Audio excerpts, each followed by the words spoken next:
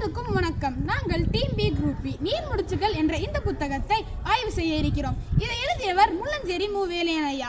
அவர் ISROவில் டிராஃப்ட்மேனாகவும் இப்போது குமரி அறிவியல் பேரவையின் அமைப்பாளராகவும் செயல்பட்டு வருகிறார். இதை வெளியிட்ட நிறுவனம் புஸ்தகா. மேலும் இதன் முதல் பதிப்பு 2026இல் பதிக்கப்பட்டது. இதன் விலை 160. மேலும் இதற்குள் 145 பக்கங்கள் உள்ளன. இந்த நூல் முழுவதும் நீர் மேலாண்மை, சுற்றுச்சூழல் பாதுகாப்பு போன்ற விழிப்புணர்வை நமக்கு தருகிறது. இது நீர் என்றால் வாழ்க்கை என்ற உண்மையை நமக்கு எளிய முறையில் விளக்குகிறது. மேலும் குமரி மாவட்டத்தில் 4500க்கும் மேற்பட்ட குளங்கள் இருக்கின்றன. பழையாறு, தாமிரபரணி போன்ற நிறைய ஆட்கள் இந்த புத்தகத்தில் குறிப்பிட்டுள்ளது. மேலும் அந்த ஆறுகள் அனைத்தும் செயின் டேங்க்ஸ் என்ற முறையில் ஒன்றுடன் ஒன்று இணைக்கப்பட்டிருக்கிறது. இது நம் முன்னோர்களின் அறிவை காணுகிறது. மேலும் இந்த அமைப்பை தான் நீர்முடிச்சுகள் என்று ஆசிரியர் விளக்குகிறார்.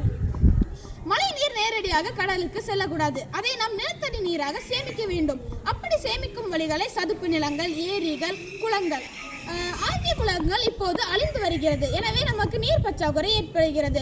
குளங்களை அழித்து வீடு மனையாக்கல், மேலும் மரத்தை வெட்டுதல் போன்ற காரியங்கள் இப்போது நீர் பற்றாக்குறைக்கு முன்னோடியாக இருக்கிறது. எனவே இளம் விஞ்ஞானிகளாகிய நாம் நீரை சரியான அளவு சேமித்து மேலும் நீர்நிலங்களை பாதுகாக்க வேண்டி இந்த நூல் நம்மளை வலியுறுத்துகிறது. எனக்கு இந்த புத்தகத்தில் பிடித்த பகுதி ஏவிஎம் கால்வாய், குமரியின் கனவு பாதை. அந்த காலத்தில் மனிதனுக்கு ஒரு பர்டிகுலர் நல்ல சாலை வசதி இல்லாததால் அவன் நீர்நிலையில் ட்ரேடிங்கை செய்தான்.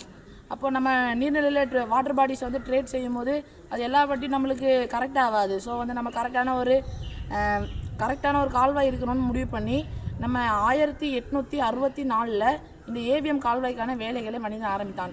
64 ஆரம்பித்து 66 நிப்பாட்டி வைத்து மீண்டும் ஆரம்பித்து 1880 முடித்தான். மற்றும் அன்று தான் இந்த கால்வாய் திறக்கப்பட்டது. இந்த கால்வாயினால் நம்ம மனுஷங்களால் ட்ரேட் ஈஸியாக செய்ய முடிஞ்சிச்சு. அப்புறம் அந்த காலத்தில் மனுஷன் இதில் ட்ரேடு மட்டும் செய்ய முடியல, நம்ம பேசஞ்சர்ஸ் ட்ராவல் பண்ணதுக்கும் இந்த கால்வாய் இப்போ நல்லா யூஸ்ஃபுல்லாக இருக்குது. ஆனால் இப்போ கொஞ்ச நாள் இந்த கால்வாய் அழிஞ்சிட்டே வருது. ஏன்னா வாட்டர் பொல்யூஷனால இப்போ நல்லா அழிஞ்சிட்டே வருதுன்னு சொல்லியிருக்காங்க. அப்போ நம்ம இதை மீண்டும் நம்ம இதை ப்ரொடெக்ட் பண்ணணும். ப்ளஸ் இந்த கால்வாய் கேரளாவில் உள்ள ஆலப்புழா கால்வாய் போல் அதிக சுற்றுலா பயணிகளை அட்ராக்ட் பண்ணுதுன்னு இந்த புக்கில் குறிப்பிட்டிருக்காங்க.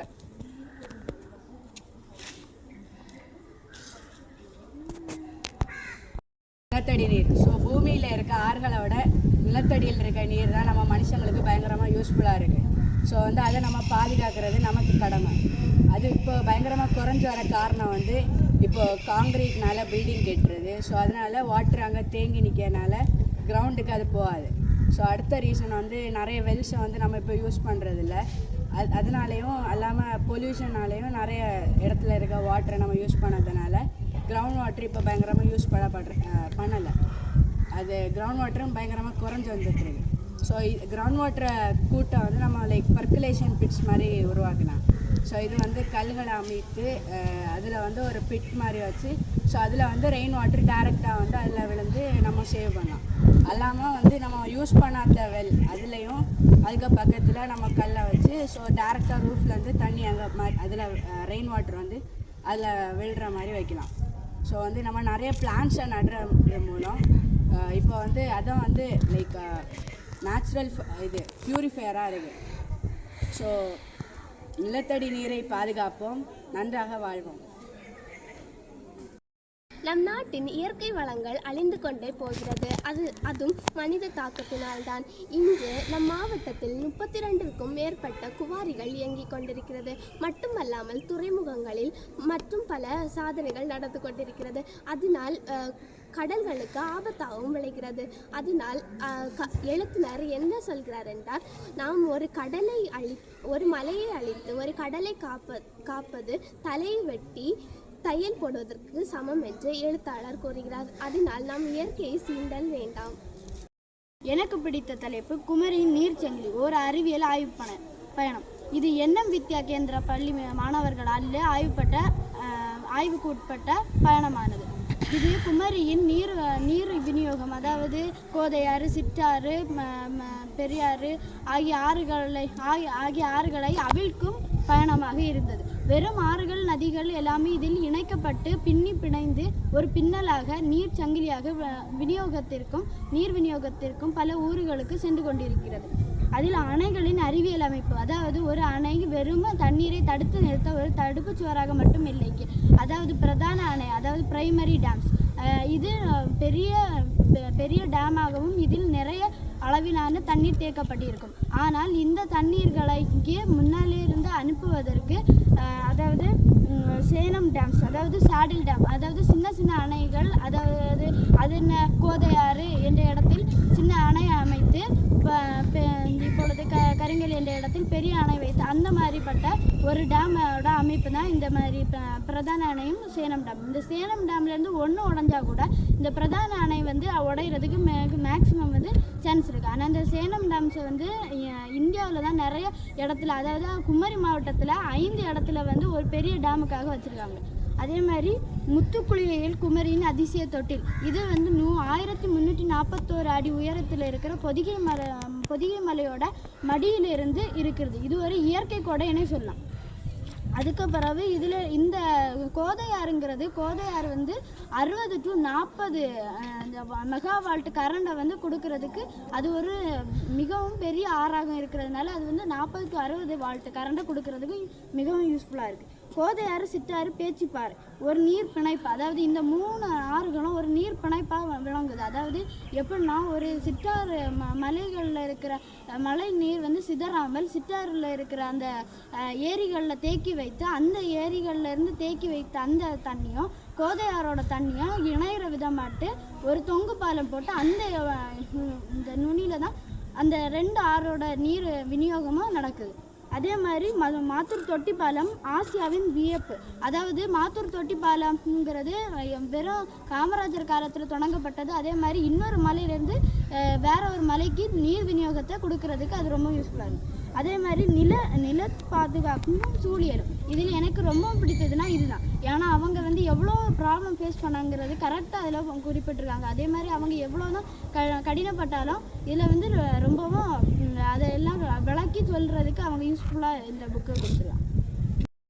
பிரபஞ்சத்தில் நீரின் இருப்பு. நீர் என்பது உப்பு நீர் மொத்தம் 97% இந்த பிரபஞ்சத்தில் உள்ளது.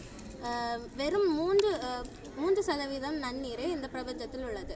அதிலும் 1க்கும் மேற்பட்ட சதவீதத்தில் எல்லாம் உறைந்துள்ளன. தமிழரின் நீர்நிலைகளில் 47 வகை நீர்நிலைகள் உள்ளது. சுனை, பொய்கை, ஊற்று, ஊரணி என்பவை இயற்கை மற்றும் குடிநீர்நிலைகள் ஆகும். கிணறு மற்றும் ஆழமான அமைப்புகளும் தமிழரின் நீர்நிலைகளில் உள்ளது. வேளாண்மை மற்றும் பாசன அமைப்புகள், அதாவது ஏரி, கண்மாய், தாங்கல், சிறை போன்றவை. குளிப்பதற்கும் அழகுக்கும் உரியவை குளம், திருக்குளம், தெப்பக்குளம் ஆகியவை. ஓடும் மற்றும் விழும் நீர் நிலைகள் ஆறு, அருவி போன்றவை. பிற நீர்நிலைகள் அகழி, குளம், குட்டை என்பவை. தமிழர் இந்த 47 வகை நீர்நிலைகளையும் பயன்படுத்தியுள்ளனர். அனைவருக்கும் வணக்கம். எனக்கு இந்த புத்தகத்தில் பிடித்த பகுதி மாம்பழத்துறையாறு அணை ஒரு நவீன நீர் சேமிப்பு திட்டம். மாம்பழத்துறையாறு அணை என்பது குமரி மாவட்டத்தின் அரைவறட்சி பகுதிகளில் நீர் பற்றாக்குறையை சமாளிக்க உருவாக்கப்பட்ட ஒரு நவீன நீர் சேமிப்பு திட்டமாகும். இது வில்லுக்குரியிலிருந்து சுமார் 3 கிலோமீட்டர் தொலைவில் ஆணைக்கிடங்கு என்னும் பகுதியில் மாம்பழத்துறையாற்றின் குறுக்கே கட்டப்பட்டுள்ளது. இது 2007ஆம் ஆண்டு தொடங்கப்பட்டு 2010ஆம் ஆண்டு மக்களின் பயன்பாட்டிற்கு கொண்டு வரப்பட்டது. இது சுமார் 44.54 மில்லியன் கன அடி கொள்ளளவும் 80 அடி உயரமும் கொண்ட இந்த அணை 25 குளங்களுக்கு நேரடியாக தண்ணீர் வழங்குகிறது. மேலும் 905 ஏக்கர் நிலத்தை செழிக்க செய்கிறது. இந்த குமரி மாவட்டத்தின் அணைவரிசையில் ஒரு மைல்கல்லாக கருதப்படுகிறது. மேலும் வேலிமலையின் இளவரசியாக திகழும் வள்ளியாறு அந்த ஆற்று பள்ளத்தாக்கு, அதாவது வாட்டர் ஷெட் வகைப்பாட்டில் முதலிடம் வகிக்கிறது. வள்ளியாறு என்பது வெறும் ஆறு மட்டுமல்ல, அது வரலாற்றையும் அதன் தண்ணீர் வகைப்பாட்டையும் குறிப்பிடப்படும் ஒரு முக்கியமான ஆறாகும். இது பல சிவாலய ஓட்டங்கள், அதாவது ஒரு சிவாலய தலங்களையும் சுற்றி வரும் ஒரு ஆறாகும். அதாவது மகாதேவர் கோயில், முட்டைக்காடு அருகே இருக்கும் மகாதேவர் கோயிலையும் சுற்றி வரும் இந்த ஆறு ஒரு மிகப்பெரிய சுற்றுச்சூழலை நம்மளுக்கு தருகிறது. மேலும் தண்ணீரின் முக்கியத்துவத்தை நம்மளுக்கு அளிக்கிறது. இந்த நூல் நமக்கு விழிப்புணர்வை தருகிறது. நீரை காப்பது நம் வாழ்வை காப்பதுக்கு சமம். இந்த விழிப்புணர்வை நான் அனைவருக்கும் வேண்டும் என நினைத்துக் கொள்கிறேன். எனவே இந்த நூலை அனைவரும் படிக்க கேட்டுக்கொள்கிறேன்.